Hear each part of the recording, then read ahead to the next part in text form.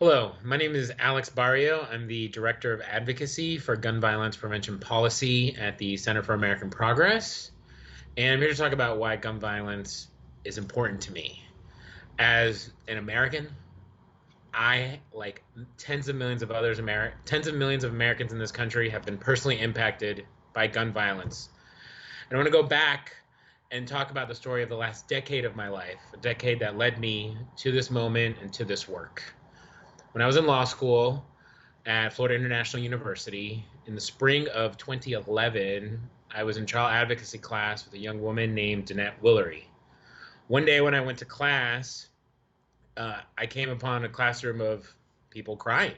Every single person in that room was in tears because the night before, Danette Willery's ex-boyfriend, with whom she had a history of stalking and domestic violence, had found her in a parking garage outside of her internship and taken her life with a firearm before taking his own life.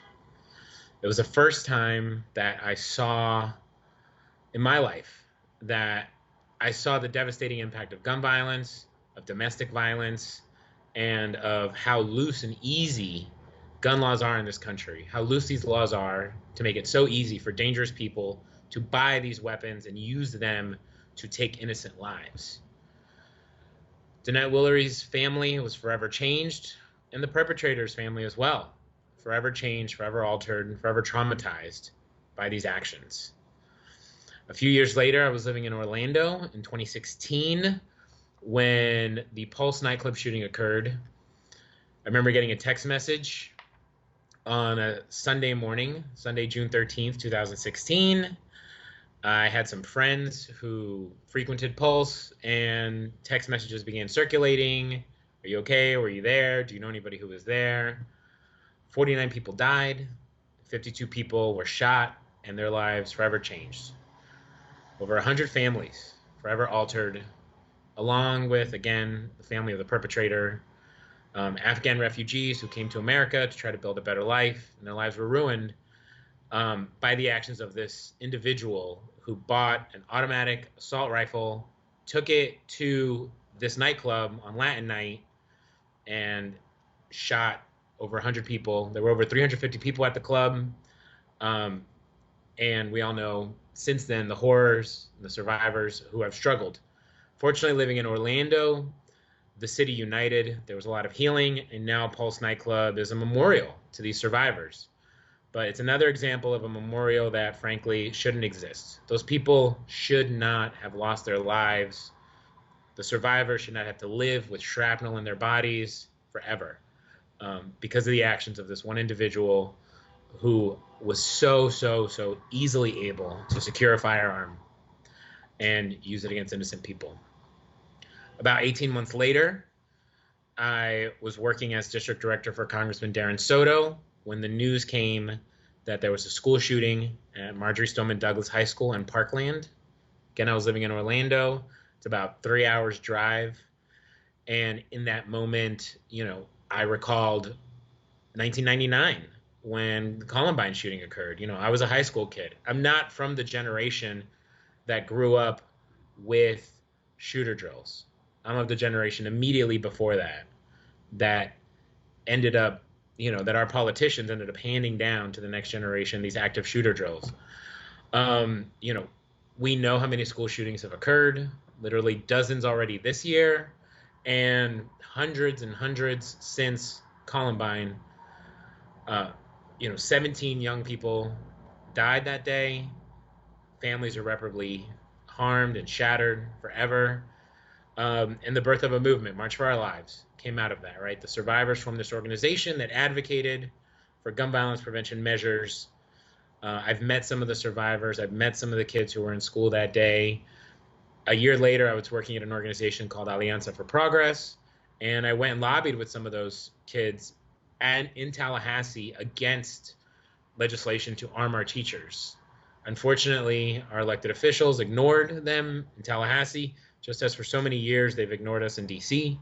They passed that harmful legislation, and those kids were again re-traumatized as they were trying to share their story literally around the 1 year anniversary of this tragedy, but they weren't listened to. while working for Congressman Darren Soto, my life was once again impacted by gun violence when Hurricane Maria occurred. So Hurricane Maria hit Puerto Rico on September 20th, 2017. Our district in Central Florida, I was serving as district director at the time, is the largest concentration of Puerto Ricans in the entire country, and particularly Puerto Ricans from the island. Most of them are from the island and have come to Central Florida. When Hurricane Maria hit on September 20th, the island was devastated. It set a blackout that lasted 9 months island-wide, and people left. On October 3rd, the airport in San Juan opened, and between October 3rd and April 3rd, over 300,000 Puerto Ricans permanently left the island and came to Central Florida. Hundreds of thousands of others went to different parts of the country, Atlanta, New York, Tampa, Miami, but the vast majority of them settled in Central Florida.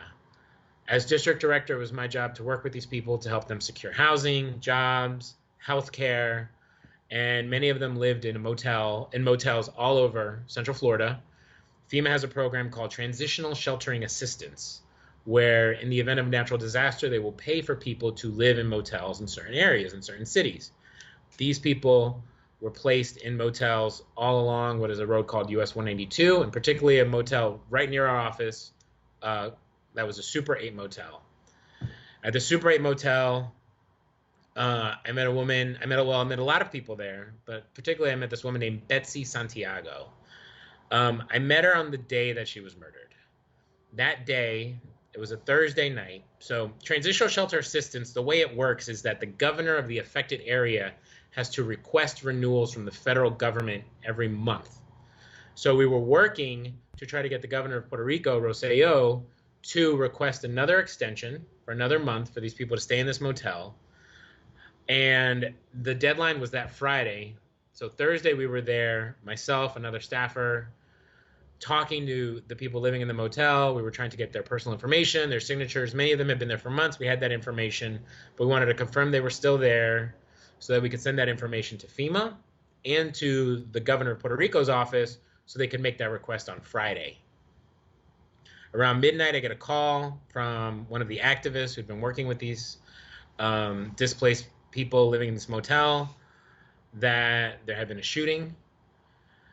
Next morning, I head over there, and a woman named Betsy Santiago, she was a nurse. She was working construction at Disney. Many of them ended up getting jobs working at Disney, building Star Wars, which was at the point that it was being built, fall of 2017, spring 2018. And she was trying to get her nursing license transferred to Florida. She had actually secured an apartment, but for the preceding few months, she had been living in this motel room with her mother and her 2 sons. The assailant was a stalker. He described her as his girlfriend, though she and everyone in the motel said that was not true. Ultimately, he found out that she had secured an apartment and she was going to leave the motel. She found an apartment. She had been able to do it. She was able to transition out. And he went to her hotel room with all of his clothes. And when I went there the next day, there was still a stack of clothes outside of her motel room. He went there with all his clothes and said he was going to go with her. She, of course, said no. And he took out his gun, shot her in front of her 2 sons and her mother, and then ran away. He called 911 and said, I shot my girlfriend. They quickly arrested him. He's now going to spend the rest of his life in jail. And that family is devastated for forever. Obviously, 2 children, believe ages around 7 and 9, 2 young boys. Last time I saw them was at her funeral.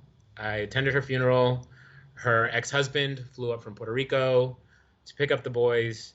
And the last conversation I had with them was calling FEMA, so that FEMA telling them that they had to close this case because she no longer needed transitional shelter assistance because this had happened. The caseworker was a woman who'd been at FEMA for 27 years. She was stunned. She had never seen a TSA case end like this. Working with FEMA, I, had them pay for these children's flights to go back to Puerto Rico to be with their dad. And that was the last I saw. That was the closing of the case. was FEMA paying for these two young boys to fly back to Puerto Rico to be with their dad after this devastating tragedy. Um, in November of 2019, I found out that a man I used to work with in Puerto Rican politics named Gonzalo, or sorry, in Miami politics rather, Gonzalo was riding his bike. He was one of those people who was all about independent mobility, car-free lifestyle. He rode his bike everywhere across Miami. And while riding home through North Miami, he was hit by what police described as a stray bullet. Um, as far as I know, his murder is yet unsolved. And again, another family shattered, another life lost. And most personally to me is on May 6, 2020, my sister's fiance took his own life with a firearm. And it really was a wake-up call at that point of we can't keep living like this. We can't keep going on. The widespread availability and ease of acquiring these weapons of death, weapons of mass destruction, it's destroying our communities, it's destroying our families, it's destroying lives. 2020 was the worst year for gun violence in U.S. history. Over 45,000 people died, 25,000 suicides, and about 20,000 murders. Gun homicide became the #1 cause of death among people between the age of 1 and 19. It's devastating a generation, not just psychologically, through the threat of school shootings and mass shootings, but also interpersonal violence related to poverty, drug use disorders, and just the widespread availability of these weapons.